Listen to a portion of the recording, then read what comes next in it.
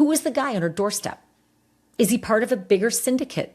Is he a one-off? Is he some guy who used to work there at some point? Everybody's had their theories, right? But nobody up until now had heard the theory of wrench attacks. Effectively, what a wrench attack is pressuring someone through physical violence to give up information like a password in order to get into someone's accounts and rob them blind. Almost think of it as though you're walking out of the grocery store and about to get into your car, and someone comes up behind you with a wrench about to club you in the face and says, "Give me your password or I'll knock you out." A research group called CERTIC, and I'm not sure if I'm pronouncing it right, CERTI capital K, so CERTIC or CERTIC. This group, who, by the way, no slouches. These guys are really smart, comprised of some of the top academics from American universities. They've come out with a report pretty recently that describes what these wrench attacks are and the rise of them in 2026. And they listed out a couple of them. They listed out one that happened to a Chinese national in Turkey. They actually included Nancy Guthrie in their study. And they talked about a guy in the UK just back in March with the name Silly Tuna. I know that's a silly name, but the crime is dead awful. And effectively, these are schemes to kidnap people and torture them until they give up cryptocurrency passwords, at which point the thugs make off with tens or hundreds of millions. These thugs are typically very low-level local thugs that have been commissioned by high-level criminal enterprise networks that are global and operate online. I know this kind of sounds fantastical and like the plot of a movie, and it really seems like it is, and probably should be a movie, because we all need to know that this is real. We've all feared being hacked. We've all feared having our identities stolen and our finances wiped out and our credit cards being taken over. You know, our financial fears have been mostly digital, and mostly we worry about people coming through, the series of tubes that is the internet and then stealing from us. But these guys do it different. They go old school Tony Soprano. They literally come up behind you with a wrench and threaten to beat the shit out of you until you give up your passwords so they can access the money real easy. And they don't have to get all smart and sleuthy. Hacking is kind of like passé. Attacking is the new kind of financial crime. On the night of the 31st of January 2026, Nancy Guthrie returned home the same way she had countless times before. She was 84 years old, sharp, independent, and well known in her neighborhood of Catalina Foothills, just outside Tucson, Arizona. A family member dropped her off after dinner, sometime around 9:45 p.m. She walked into her house alone, and as far as anyone can confirm, that was the last time she was seen alive. The next morning, nothing seemed unusual at first. Nancy had plans to join a neighbor for an online church service around midday on February 1st. She never showed up. When repeated attempts to reach her failed, family members grew concerned enough to check on her in person. What they found inside her home did not look like an elderly woman who had simply wandered off or suffered a medical episode. It looked like something else entirely. Investigators who responded that day described conditions inside the residence as inconsistent with a voluntary disappearance. Bloodstains recovered from the scene were later confirmed through forensic testing to belong to Nancy herself. There was no sign that she had packed a bag, taken her car, or told anyone she was leaving. Pima County Sheriff Chris Nanos did not hedge when he spoke publicly about the case. He stated plainly and on the record that he believed Nancy Guthrie had been abducted from her own home. Within days, this stopped being a quiet local missing person case. Nancy Guthrie is the mother of Savannah Guthrie, longtime co-anchor of NBC's Today Show. That connection pulled national media attention into Tucson almost overnight and put pressure on investigators to produce answers fast. But more than 4 months later, several of the most basic questions remain open. There was no broken window, no forced lock, Nothing that explained how someone got close enough to take her without a struggle anyone outside the house could hear. No suspect has ever been named. If you want every verified update on this case as it happens, including details most coverage hasn't connected yet, subscribe now, because this story is far from finished. The forensic picture inside Nancy Guthrie's home turned out to be more complicated than investigators expected. Blood found in multiple places inside the residence was tested and confirmed to belong to Nancy. But crime scene technicians also recovered DNA samples that did not match her, samples that came from more than one unidentified source, mixed together in a way that has made isolating individual profiles painstaking work for the lab. On February 10th, the FBI released video and still images that gave the public its first real look at a potential lead. The footage came from Nancy's own video doorbell and showed a masked individual carrying a backpack tampering with the device sometime before her disappearance. The release was deliberate. Investigators wanted the public's help identifying this person, and they wanted whoever it was to know they were on camera. That same evening, the case appeared to take a sudden turn. A person of interest was stopped during a traffic stop in Rio Rico, Arizona, roughly 60 miles south of Tucson near the border. Pima County Sheriff's deputies and the FBI moved quickly, executing a search warrant on a property and a vehicle connected to that individual. For a brief window, it looked like the break everyone had been waiting for. It wasn't. By February 11th, the searches concluded, and Sheriff Chris Nanos confirmed the individual was released without charges. Investigators had determined this person had no connection to Nancy's disappearance at all. The lead, as promising as it looked for less than 24 hours, went nowhere. 2 days later, on February 13th, attention shifted again, this time to a residence just 2 miles from Nancy's own home. The Pima County Sheriff's Department launched an operation there, removing 2 people from the property and closing surrounding roads to the public for roughly 4 hours. When investigators went inside, they described what they found as very concerning and inconsistent with the idea that Nancy had left on her own. They did not elaborate publicly on what that meant, and to date, no charges connected to that residence have been announced. By March, the unidentified DNA recovered from the home had become the centerpiece of the forensic effort. Investigators turned to genetic genealogy, a technique that compares unknown DNA against public genealogy databases to build a profile and potentially identify a source even without an existing criminal record on file. It is slow by design.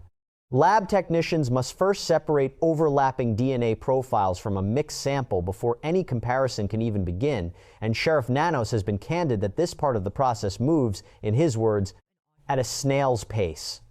That pace is intentional. Investigators have said publicly they would rather take the time to do the science correctly than risk identifying the wrong person or weakening a future prosecution. None of this evidence, taken individually, has produced a named suspect. Together, it has produced a clearer outline of what happened inside that house and what it did not look like.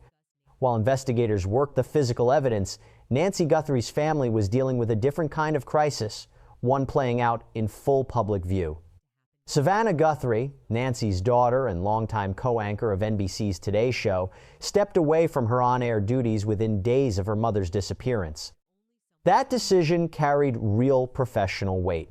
Savannah had been set to co-host coverage of the opening ceremony for the 2026 Winter Olympics, one of the biggest assignments of her career, and she gave it up without hesitation to join the search for her mother.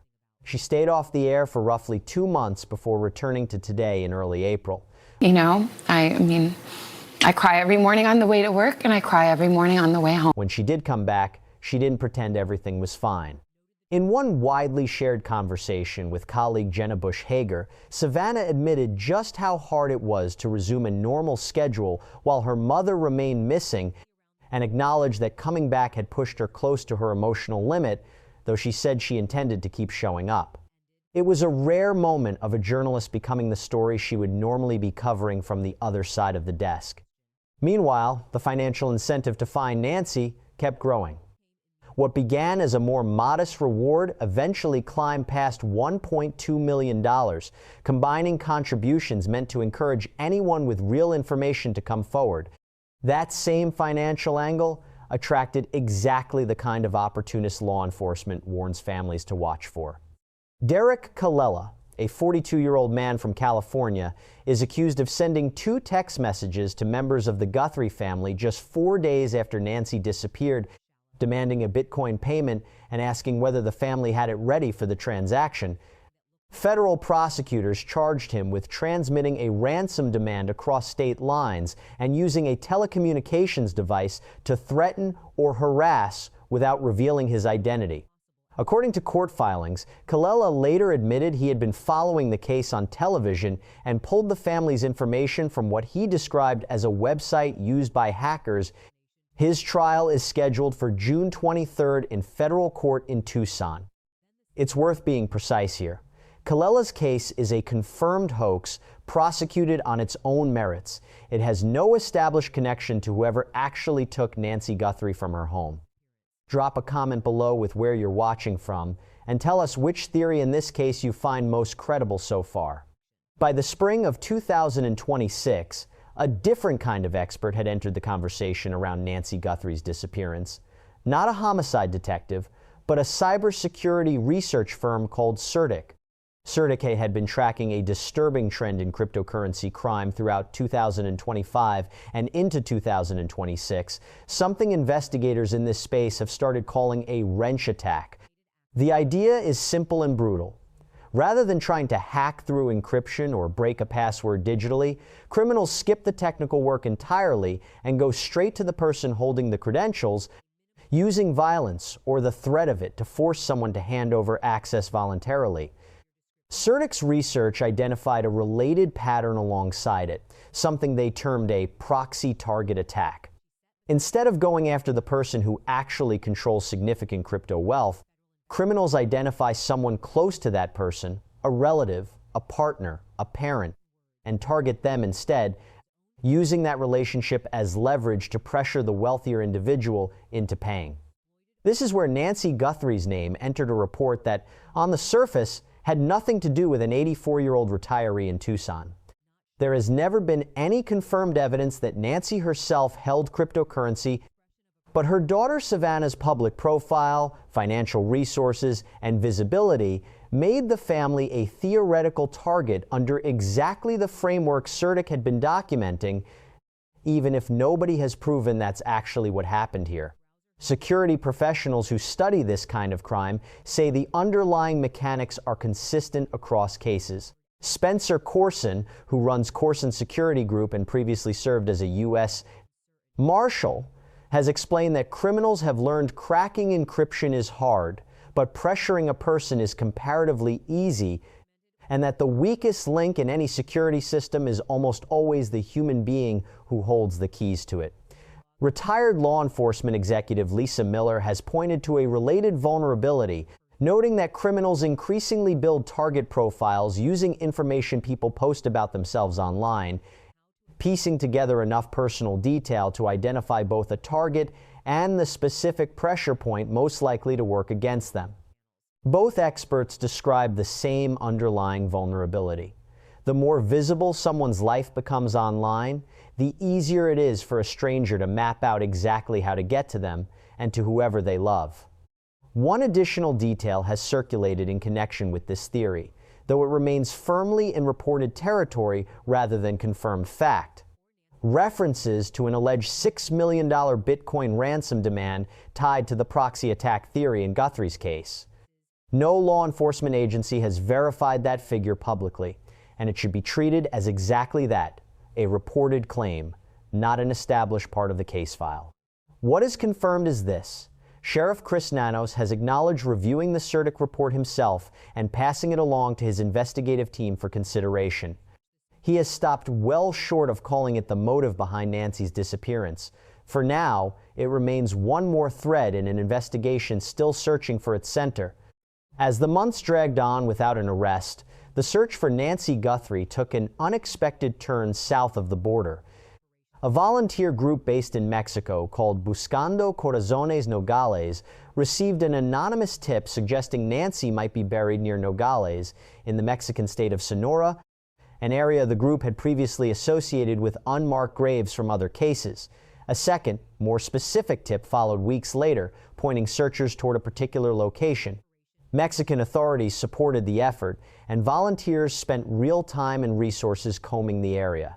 They found nothing connecting the site to Nancy Guthrie. The group has said it intends to continue searching if further leads emerge. Closer to home, a different name briefly pulled attention toward the case, though not because of any confirmed connection. Coral Michelle Smith, a 40-year-old woman, became the subject of a wanted alert from the Pima County Sheriff's Department in connection with an unrelated kidnapping and aggravated assault that occurred on May 29th, less than 7 miles from Nancy's own neighborhood. The victim in that case was found safe, and Smith remains at large. Authorities have been explicit that there is no evidence tying her to Nancy Guthrie's disappearance.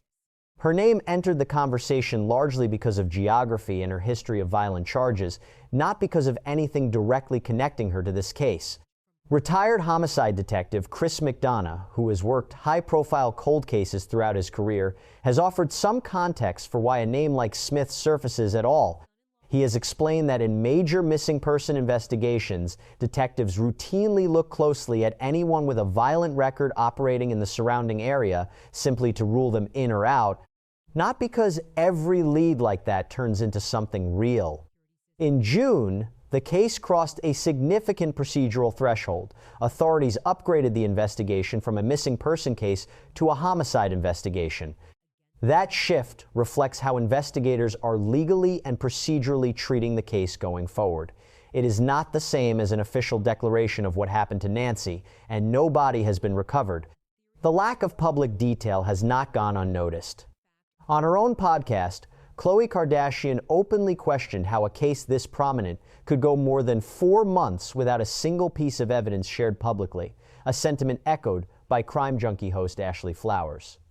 Sheriff Nanos has not denied that. He has acknowledged directly that his department is intentionally withholding certain information, a standard practice meant to protect the integrity of an eventual prosecution, even as it leaves the public with very little to go on.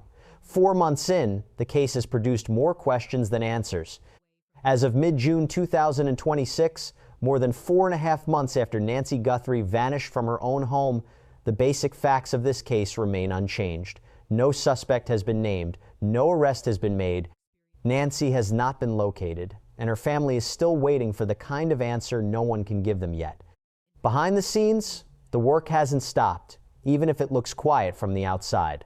Sheriff Nanos has been straightforward about what that work actually involves right now. Lab teams continuing to separate and identify the DNA recovered from inside the house, a process that takes real time and produces no headlines while it's happening, but one investigators say is moving the case forward even when nothing visible changes week to week. Step back from the procedural details, and this case has already left something behind for anyone watching it closely.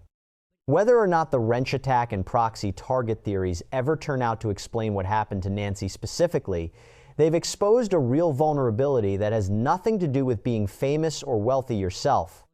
Being close to someone who is can be enough. This case is not solved. It may not be solved for a long time, and respecting that means resisting the urge to fill the silence with guesses the evidence doesn't support yet. If you want to know the moment this case moves forward, subscribe now so the next verified update reaches you first. Share this video, because public tips are part of what has driven real movement in this investigation so far. And before you go, drop a comment with where in the world you're watching from, because this story has traveled further than anyone expected.